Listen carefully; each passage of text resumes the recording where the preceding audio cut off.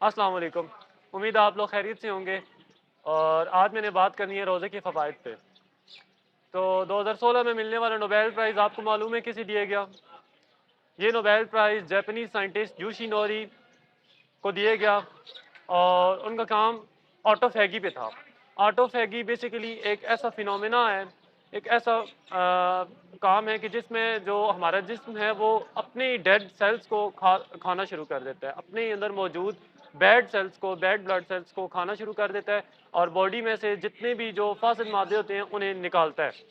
और autophagy basically intermittent fasting या फिर होल डे फास्टिंग के रिजल्ट में अमल में आता है। तो रोज़ा क्या है? रोज़ा भी तो यही है। रोज़े में आप 12-14 घंटे या कई बार 16 घंटे आप भूखे रहते हैं और प्यासे रहते हैं। इसमें क्या होता है कि इसमें आपकी बॉडी को बाहर से कोई चीज़ नहीं मिल रही होती। तो अगर आप मुसलसल फास्टिंग करते हैं, जैसे कि अल्लाह ताला ने रमज़ान में मुसलमानों के लिए बाबरकत महीना ये हमारे लिए रखा है, एक सादत से काम नहीं है ये। इसमें हम क्या करते हैं, इसमें हम लोग 30 दिन भूखे रहते हैं, प्यासे रहते हैं, 12 से 14 घंटे या कई बार 16 घंटे या कई बार 15 घंटों तक ये चला जाता है। तो इसमें हमारी बॉडी में कीटोजेनेसिस का प्रोसेस स्टार्ट हो जाता है। कीटोजेनेसिस एक ऐसा अमल है कि जिसमें जितने भी बैड सेल्स होते हैं वो हमारी बॉडी में से रिमूव होते हैं और नए बनने वाले सेल्स जो होते हैं वो हमारे बॉडी में शामिल होते हैं। उनमें क्या होता है कि जो जिस तर्ज पे हम अपनी बॉडी को लेके जाते हैं, हमारी बॉडी फिर आगे 110 या 160 दिनों तक इसी तरह से फिर वो खुद को मेंटेन रखती है। आप देखें कि एक ऐसा साइंटिस्ट जो कि जापानीज़ है और जो कि नॉन मुस्लिम है, उसे इस बात पर नोबेल प्राइज़ दे दिया गया है कि उसने एक ऐसे फिनोमेना को डिस्कवर किया है कि जो हमारी बॉडी के लिए इंतहाई मुफीद है।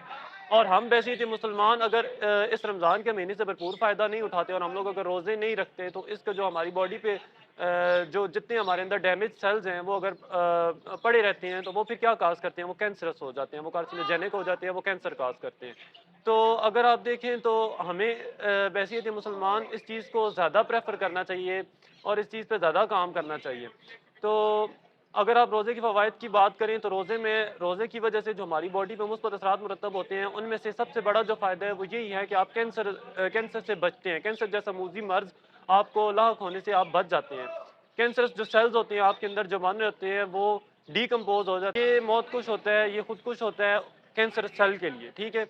तो इसी तरह अगर आप रोज़े रखते हैं तो रोज़ों से आपकी जो ब्रेन का एक हिस्सा होता है जिसे हम कहते हैं हाइपोपोकैम्पस, इसमें ये आपकी मेमोरी को रिटेन रखता है और ये आपकी मेमोरी को मेंटेन करने का इसके पास एक अहम जो है वो काम होता है, फंक्शनिंग इसकी यही होती है। तो अगर आप जो है वो रोज़ा रखते हैं या फिर इंटरमिटेंट फास्टिंग करते हैं तो इसका जो आपकी बॉडी पे जो फ़वाइद हैं वो बेतहाशा हैं।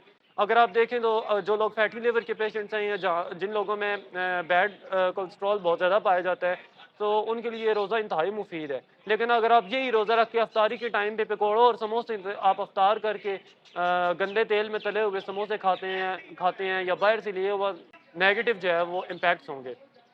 तो आप लोग जो हैं वो जिन लोगों ने रोज़े रखे हैं उनको तो इसका अल्टीमेट फ़ायदा होगा ही होगा। जो लोग नहीं रख रहे वो इरादा करें कि वो अगले साल या फिर वैसे इंटरमीडिएट फास्टिंग को अपना जो है वो आदत बना ले अपनी। उसके अलावा इंग्लैंड जर्नल ऑफ मेडिसिन इसमें 2023 में छपने वाली रिसर्च के मुताबिक ये चीज़ सामने आई है कि जो लोग रोज़े या जो लोग इंटरमीडिएट फास्टिंग करते हैं वो अल्जाइमर जैसी डिजीज़ से बच सकते हैं, वो पार्किंसन जैसी डिजीज़ से बच सकते हैं, वो फिर कैंसर जैसी डिजीज़ से बच सकते हैं। और इनके अंदर जो एचडीएल लेवल होता है, एचडीएल बेसिकली एक मेजरमेंट होती है आपके अंदर मौजूद कोलेस्ट्रॉल की, उसको ये मेंटेन रखता है बॉडी में। उसके अलावा आपके जो ब्लड प्रेशर के मसाइल है वो इससे काफ़ी हद तक रिज़ॉल्व होते हैं और इसका जो है वो ना सिर्फ आपकी इंटरनल बल्कि आपकी जो स्किन है उस पे ग्लो आता है और आपकी जो स्किन है उसकी भी रिहैबिलिटेशन होती है। क्योंकि हमारी जो स्किन सेल्स है वो भी हर 30 दिनों बाद जो है वो रिवैम्प होते हैं।